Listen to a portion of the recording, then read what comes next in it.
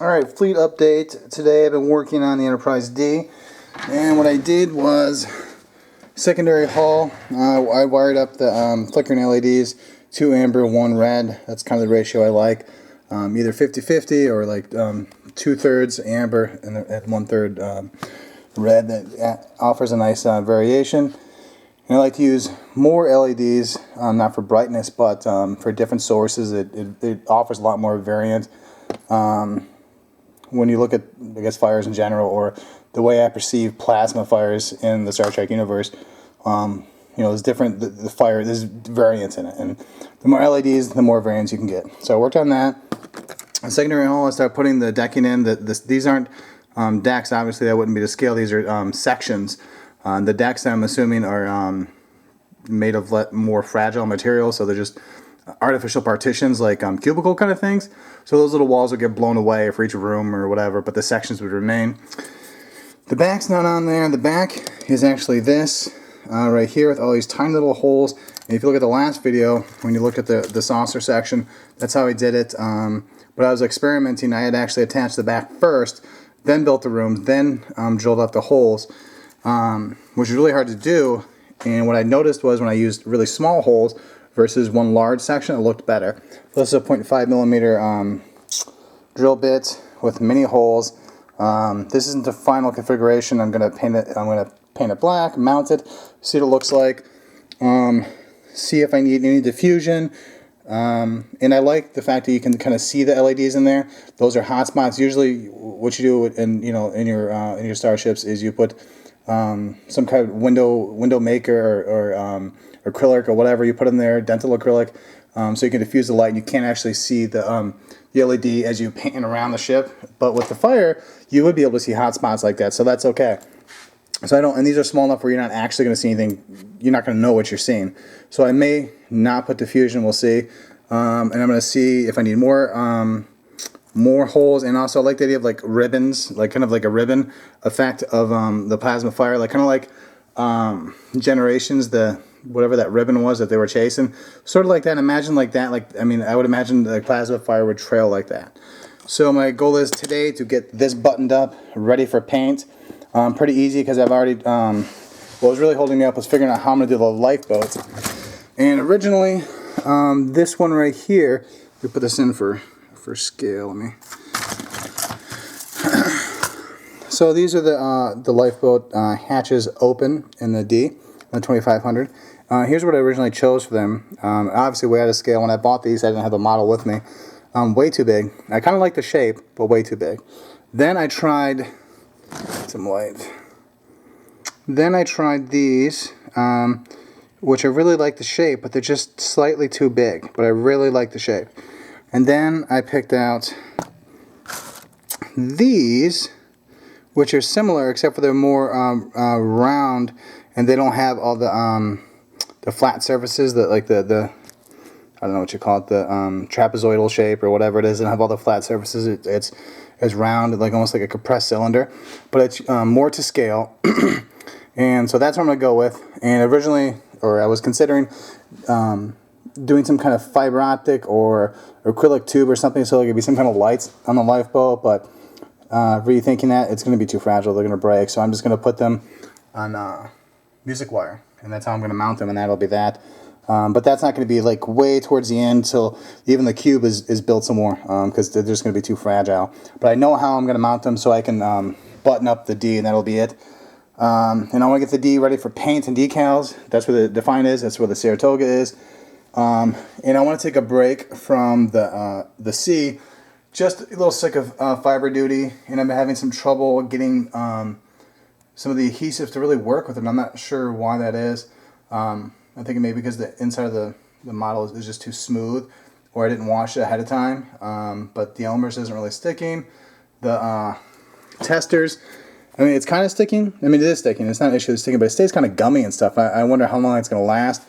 I want to do some experiments with Gorilla Glue, but I'm not sure about that because it expands, and I'm not sure how much room, or I don't know how much I'm going to be able to compress the fibers down. But I haven't decided. The reason these are so long was I was planning on running the fibers all the way down to, if I have it, to right here. There's a little bit more room. This is the aft, and I was going to put 2 light sources, one for all the lights, I mean all the saucer lights and everything else, and then another one for the secondary hull, just because I didn't think I'd get all the fibers in the first one. And so I made it that long so they go there, but I'm not sure if I can get the snake around. I'll leave it in the saucer, but you see where it dips down, the saucer dips down there? That's pretty much all the room you have. You don't have room on the outside. The rest of the upper saucer fits so snugly, you really don't have any room. So all those have to fit in there, which didn't seem feasible to get the strands to cooperate. So that's why I wanted to fish it all the way down the, where is it? Here. So that's why I wanted to fish all the fibers down the neck and right there, and I checked there's enough room for a 5mm, maybe a 3, see what I got to do for that. And I think that's what I'm going to do. And I still have to put the navs in. And what makes this build somewhat feasible is the clear nacelles from Don's Light and Magic, and the fact that on the sea, the navigation lights are static. They don't flash. And I don't remember anything about strobes. I just watched yesterday's Enterprise yesterday, and I don't remember the strobes if they flashing out, but I don't think I'm going to be doing any flashing anyway. So that's it with the D. The only thing is I had accidentally I had forgot that I had already wired up the port for the lighting or the power right here. And what I use is just an audio video plug, like a headphone jack. I epoxy it in, and then I connect. That way the ship is removable from the rod that will be mounted on the cube or the star background. So you can remove the models, work whatever you want to do. If you actually want to, I'm hoping to make the fleet of high enough quality that they're impressive in their own right. So I'd like to view them separately as well, not just as a way to accent or augment the cube. So that way everything's actually relatively important. But I had forgotten, it's been so long since I worked on it, that I already wired one in. So I had wired, just today I had wired this one in, so I've already soldered it. So I got to take it all out, I guess, because I don't really want another Galaxy, because there's going to be this Galaxy, and then, like I said, I'm going to take a break on the sea. What I think I'm going to work on next is I want to, like the best of both worlds, which actually, I'm in the middle of watching the first one right now. I want to do just a, can I do this with one hand? I don't think so. This is the battle neck, or the head, or whatever, battle head, I think it's called. And I can't remember where I got this, Don's Light Magic, or Federation Models, or Starship Modeler, but I think I got this from Don's Light Magic. So I want to do another Galaxy, just the battle section, no saucer at all, not anywhere in the thing. Maybe if the fleet looks too barren, I'll add the saucer in the background somewhere, like scooting away, you know. But I'm going to have this one pretty much undamaged. But I have to look again how much lighting's in here, because I think I'm going to have to recast this in clear. And some of it's kind of rough, so I have to kind of like see what I'm going to do about that. But most of this is covered by decals anyway. Don includes a decal sheet that's pretty good. But I have to figure out what I'm going to do as far as lighting, because there's actually quite a bit of lighting in here. And the battle section thing is pretty rare. I've actually not seen any builds of it, so I would imagine this is going to be a point of interest. So I want to work do the most I can, you know, to put the most lights and whatnot in this. And this is going to be relatively undamaged. So I'm either going to work on the battle section of the generic Galaxy class next, maybe Voyager. I've disassembled the Eagle Moss Voyager, and the lighting's actually super easy. This is pretty transparent, so as far as the plastic parts, I can just scrape away and that's fine. But the top part, I think it's just the top. Yeah, just the top. This is all metal. It's some kind of pig iron, cheap metal. So I have to drill through it. That's not an issue. The issue is small enough drill bits that will drill through metal. I have a drill press, so that won't be hard at all, but it's just getting it to scale. I don't know. That's the only thing I'm concerned about, keeping it in scale and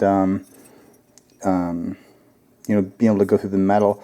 The only alternative that I know of is recasting this in resin, but I really like the detail. I think it's good enough here. I'm going to do some washes, maybe buy an aftermarket decal set, but I'm pretty happy with the way it looks generally.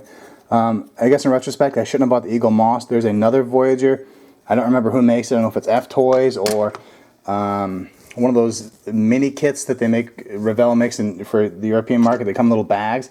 I think that Voyager might be in this scale. There's a couple, and I chose this one, I think, because I like the detail, or is the close, because this isn't exactly 2500. It's like 25,500 or something like that, slightly off.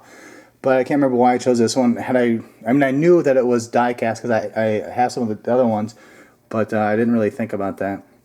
So I'm either going to do the Voyager next or the Enterprise D. And then I was watching someone else's videos, and if you remember, I was saying that I want to do some kind of phaser weapons effect in this fleet diorama thing, but I really couldn't figure out what to do. And I was watching someone's video, and they did some stuff with acrylic rod. So I bought 1/16 diameter acrylic rod and 1/8, and it should be here tomorrow. And I'm going to experiment with that. And then the other thing that I did is I was watching an older Metal Man Tom episode. He was building, I can't remember what he was building, one of the Federation ships. I can't remember what it was. And he was talking about CCFLs, and when he was touching it and holding it, it looked really, small, like an 1/8 of an inch, something like that. So I bought one online. I'm waiting for it to come in green. And if it's skinny enough, then I can use that as a weapons effect. I bought it in green, so it could be a Borg weapons effect. But I've never even touched those. I think they're glass, basically, so I don't know how sturdy they're going to be or how well they're going to work. Acrylic rod is obviously going to be stronger, not that much stronger. And I can cut it to the length I want. CCFLs, a lot more work, and the glow is better, which is why I got it. But we'll see if it's neither here nor there. They should both, I think a CCFL is coming from China, so it might be a while. Maybe I'll wait till both the acrylic rod and the CCFLs are here, and I'll do a few tests, and I'll just shoot a video showing the different weapons effect. I think a CCFL would work better in a stacked display between like the Reliance, like a 1/1000 Reliance and Enterprise. That would work better. I saw someone do a build of the TOS Enterprise and a battle cruiser, and I think the old like 1/6, the 18-inch, the old 18 MT kit. They did that with just an acrylic rod, and they looked really good. But I'm not going to do that probably for a couple more weeks. So that's it for today. I'm going to button up the D. Hopefully by the end of the day, the D is done, and I've moved on to the next one. That means I have 3 of the ships down, and then I'll do the next one. Thanks for watching.